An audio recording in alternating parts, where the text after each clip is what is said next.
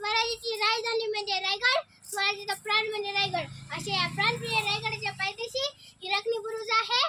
एका स्त्रीने म्हणजे एका आईने आपल्या बाळासाठी केलेले धाडस आज मी तुम्हाला साहस कथेतून सांगणार आहे. नमस्कार, माझे नाव हर्षदा बोधे. मी जिल्हा परिषद प्राथमिक केंद्र शाळा कणमोली येथे इयत्ता 4थी मध्ये शिकत आहे. स्वराज्याची राजधानी म्हणजे रायगड, स्वराज्याचा प्राण म्हणजे रायगड. रायगडाच्या पायथ्याशी अनेक गावं होती. त्या गावातील अनेक लोक अनेक वस्तू विकण्यासाठी रायगडावरती जायची. तेथील काही गवळणे हे दूध घेऊन गडावरती विकण्यासाठी जायचे. त्यांपैकी एक गवळण म्हणजे हिरकणी रोज दूध घेऊन गडावरती विकण्यासाठी जायची. तिचा असा रोजचा दिनक्रम चालू होता. तिला एक छोटस लहान बाळ होतं. ती त्या बाळाला घरी ठेवून गडावरती दूध विकण्यासाठी जायची. असा तिचा रोजचा दिनक्रम चालू होता. पण एके दिवशी म्हणजे कोजागिरी पौर्णिमे दिवशी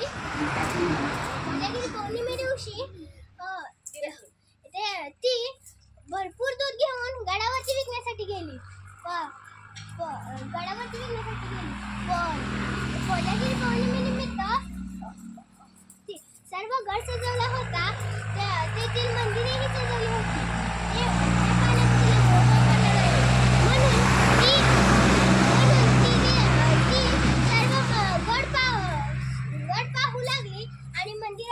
दर्शनही घेऊ लागली. असे करत अंधार पडला.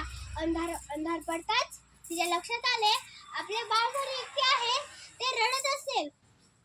मग तिने लगेच धाव घेतली मुख्य दरवाजाकडे. पण काही उपयोग झाला नाही. मुख्य दरवाजा बंद झाला होता. मुख्य दरवाजा बंद झाला होता. मग ती सैनिकांना गयावया करू लागली. अहो सोडा, माझे बाळ घरी एकटे आहे. मी जातात लगेच दरवाजा बंद करा. ते फक्त आईचं दूध पेतं, ते काही खात पेत नाही. पण सैनिकांचा नाईलाज होता हो. मग ती सैनिक म्हणाले, अहो आमचा नाईलाज आहे. आम्ही दरवाजा उघडू शकत नाही. स्वतः राजे म्हणाले आहेत, मी जरी आलो तरी दरवाजा उघडायचा नाही, असा राजांचाच आदेश आहे. पण हिरकणीच्या डोळ्यातून अश्रूच्या धारा वाहू लागल्या. हिरकणी गयावया करू लागली. अहो सोडा ना. पण ती सैनिकांचा खरंच नाईलाज होता. हिरकणीच्या डोळ्यातून अश्रूच्या धारा वाहू लागल्या. तिला वाईट वाटले.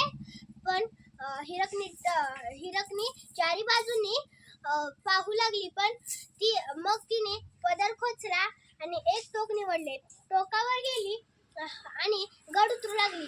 हात रक्तबंबाळ झाले होते. पायात चप्पलही नव्हते. हात पाय दोन्ही रक्तबंबाळ झाले होते आणि हात सुटला, पाय निसटला तर मृत्यू हा निश्चितच होता. पण ती डगमगली नाही. तिच्या डोक्यात फक्त एकच विचार, आपले बाळ घरी रडत असेल. मग ती गड खाली उतरू लागली. गड उतरताना ती हर हर महादेव अशी गर्जना करत होती. मग ती शेवटी तिने गड उतरला आणि धाव घेतली आपल्या घराकडे. बाळाला घेतला, त्याच्याशी कवटाळलं आणि खूप रडू लागली. तिला खूप समाधान वाटले. ज्याप्रमाणे छत्रपती शिवरायांना साथ होती तुळजाभवानी मातेची, तशी हिरकणीला साथ मिळाली लक्ष्मी मातेची. पण दुसरा दिवस उजडला. ही बातमी सगळीकडे वाऱ्यासारखी पसरली. हिरकणी कुठे गेली? काही मावळे म्हणाले हिरकणी येथून गड उतरून खाली गेली. मग ही बातमी छत्रपती शिवरायांपर्यंत पोहोचली. त्यांनी आदेश दिला, जावा हिरकणीला सन्मानपूर्वक घेऊन या.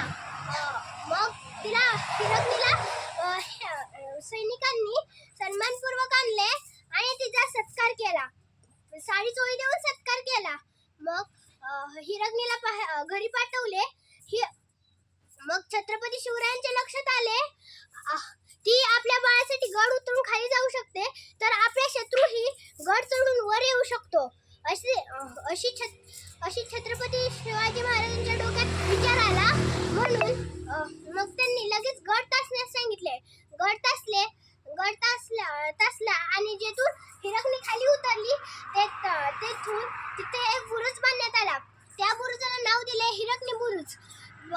मग एक आई म्हणजे एक स्त्रीने म्हणजे एका आईने आपल्या बाळासाठी केलेलं धाडस आज आपल्या संस्कृतीनुसार कळालेच आहे. एवढं बोलून मी थांबते. जय हिंद, जय महाराष्ट्र, बोला भारत माता की जय, जय भवानी, जय